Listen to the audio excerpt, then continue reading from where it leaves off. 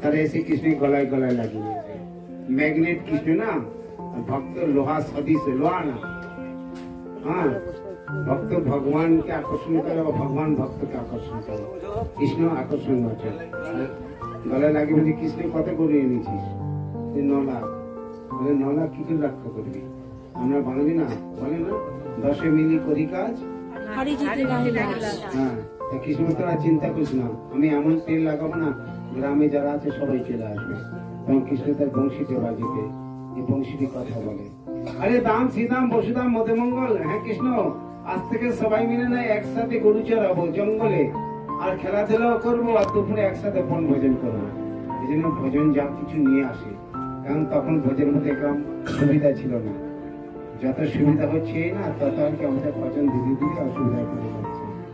হ্যাঁ, বিশেষ 5G আর 4G এই দুজনে আমাদের মাথা খাচ্ছে। আমাদের গুরুমার্গের মধ্যে এক ভক্তি অবদান মনে হয় নানা রকম ভাবে বলবে, अरे भैया भेज देते आओ तो वेलकम, जाओ तो वेलकम, भेज देते भाई कथा नहीं है, जाओ जाओ जाओ जाओ, हो गया छुट्टी हो गया। অবদান মহারাজ ভক্তি অমৃত বাঙালি, সেখানে খাওয়া দাওয়ার বিষয়ে নানা রকম বলতে আমরা জানেন তো। হ্যাঁ, আমাদের একজন এখানে বাঙালি বলেছেন আর কি, কথা শুনে এইরকম। আর আমার এই মহারাজের এইরকম ইনি না, আর তিলকধারী আছে, মালাধারী আছে, সব আমাকে এখানে বসেছিল, ছুটি এসেছি চলে যাওয়া থেকে, মানে একটা কথা আমি জিজ্ঞেস আমাকে ভালো করে বলবে। আমি ভাবছি কিছু হয়তো হরি কথা কি ওনাদের জন্য না, শোনাচ্ছি কি দুর্দশা আমাদের। হ্যাঁ, ঘর ভরা চাল, পুকুর ভরা সবজি, আমরা কি রান্না করবো বলুন তো? বুঝতে পারছেন কি? ঘর ভরা চাল আর পুকুর ভরা সবজি, কি রান্না করবো বলুন তো? আমি এইটা ধরেছি, ভাগের জায়গা পাস নাই, সেই জন্য আমাদের অবদান মধ্যে সকলের মাথা খাবি, কিন্তু আমার আর মাথা খাস না। এত করে বুঝলাম, বুঝলি না? যদি না বুঝি একটা একটা পাঁটা খাবি। মহারাজ পাঁটা খাবো? পাঁটা তো শাক খায় না, তোরা কি খাস? এই জন্য কথাটা এই বলার তাৎপর্য বাঙালিদের যেটা বলবো। হ্যাঁ, ওইতে ভজন হবে, ভজন করতে আমার রূপগোস্বামীর আদর্শ আমাদের করতে হবে। সেই জন্য কথাটা কি, সবাই চলে এসছে, কিন্তু কৃষ্ণকে ডাকবে এইভাবে। কৃষ্ণের আর কি মোবাইল, শ্রীদাম বসুদাম মধ্যমঙ্গল, সবাই চলে আসে, খাবারগুলো স্বাদ নিয়ে আসে। কেন? এই কারণে বলা হচ্ছে আজকাল যত ফেসিলিটি তত কোয়ালিটি। আমরা ঠাকুরা তো দিতে দিই, দাঁত নাই বলতেন কষ্টের কেষ্ট, কষ্টের কেষ্ট। হ্যাঁ, কষ্ট করো কৃষ্ণ পাবে, এত বলতে পারছে না। সেই জন্য ভোজের মধ্যে এলে চেষ্টা করবেন, হ্যাঁ, এইগুলো থেকে দূরে থাক, তাতে ঠাকুর শিখাবে। এখানে কি হয়েছে? মাখন নাই।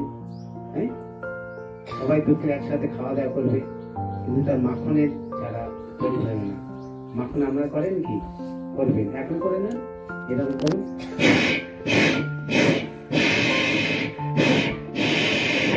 মাখন তৈরি হয়ে যায়, আর গোপীদের খাইয়ে দিয়ে চলে আসে এরকম বড় অমিতাভ বচ্চন। হ্যাঁ, বলছে কৃষ্ণ তোর মা জাগেনি, চুপ রাখে, জ্ঞান মিথ্যা কথা বলে। তখন ভাবছে না, ঠিক আছে মাখন খাবি? হ্যাঁ, খেয়ে যখন চলে যাবে বলছে এই মাখন চল, যাবি না, থেকে যা। যত মন্ত্রী মাখন খাবে, মাখন না পেলে মটকিটা ভেঙে দিয়ে যায়। এখন একটা মাখন খাবার মাখন, এক খাবার মাখন হলো মন দুটো মাখন। মনটা মাখনের মতো করতে গেলে একই রাস্তা, আপনারা করেন, আরো করুন, কেন ভজনের কোনো অন্ত নাই। হরে কৃষ্ণ কৃষ্ণ কৃষ্ণ হরে হরে, হরে রাম রাম রাম হরে হরে। একের মাখন নেই, এখানে গোপীদের উদ্দেশ্যে বংশী বাজিয়ে দেয়, আপনাদেরও বংশী বাজাবে। হ্যাঁ, ঘরেতে এইরকম নিমন্ত্রণ দেয় না, আস্তে সকাল আসবে না, আর সকাল তো চলে গেছে, সন্ধ্যে আসবে।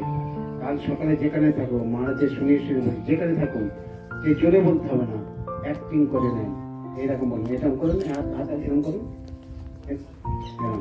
মাখন চোর আনা, मेरे घर पे आना, जितने मर्जी माखन खाना, और माखन नाम है तो मुटकी मुटकी फट जाना। এরকম নিমন্ত্রণ কেউ দিয়েছেন কি বলুন তো? একদিন দিয়ে দেখুন না, সেদিন কিছু না কিছু রেজাল্ট পেয়ে যাবে।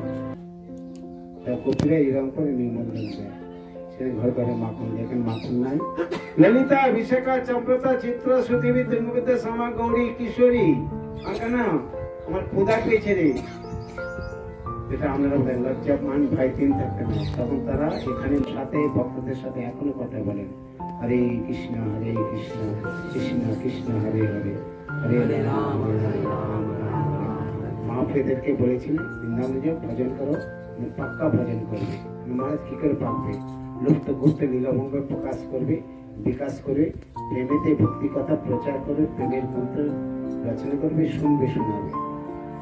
পরে ইচ্ছাতে সোনাপুর যে এসেছিলেন, আমরা সবাই জানি এরকম কথা সোনাপুর টুকরো হয়ে গেছে। ওনার কাছে সেগুলো টুকরো ভিক্ষা রুটি পেতেন। ওনার ইচ্ছে ছিল ক্ষীর যদি হতো তাহলে ভালো হতো।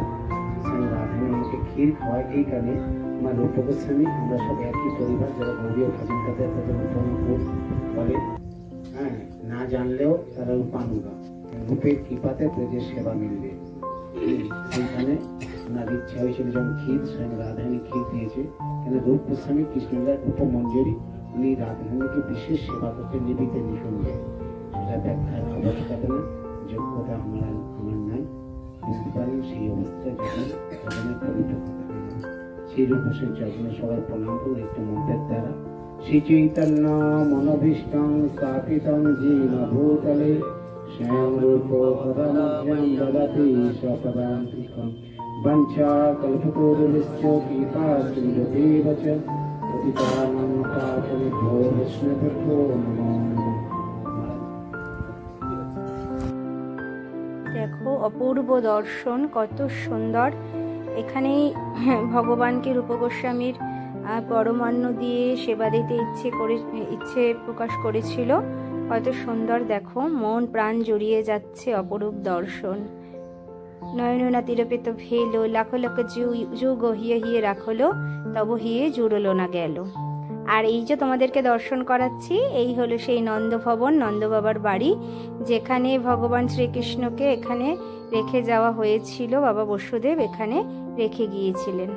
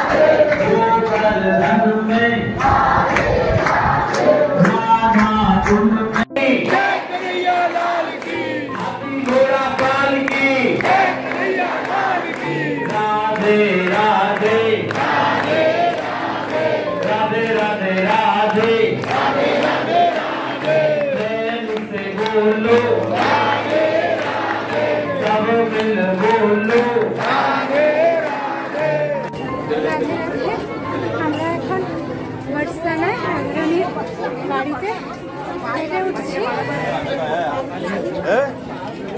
তোমরা দর্শন করো।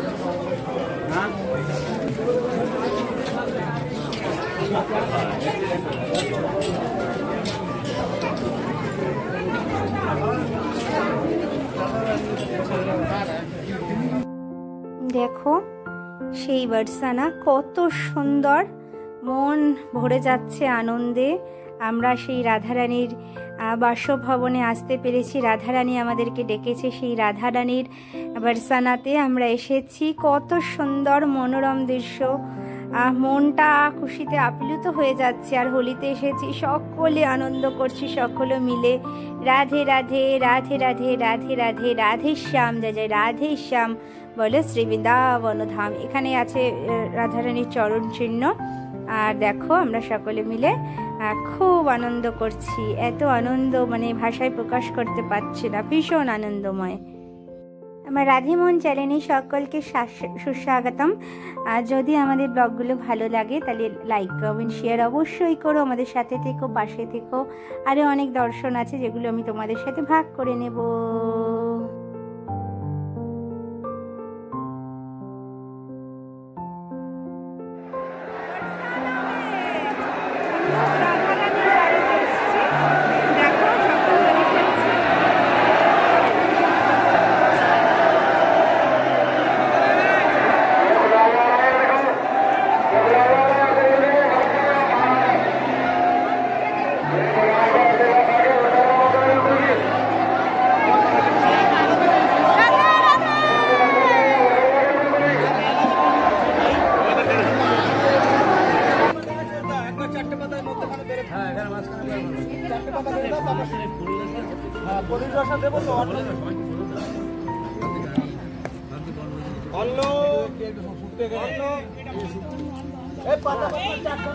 এই তো পাতা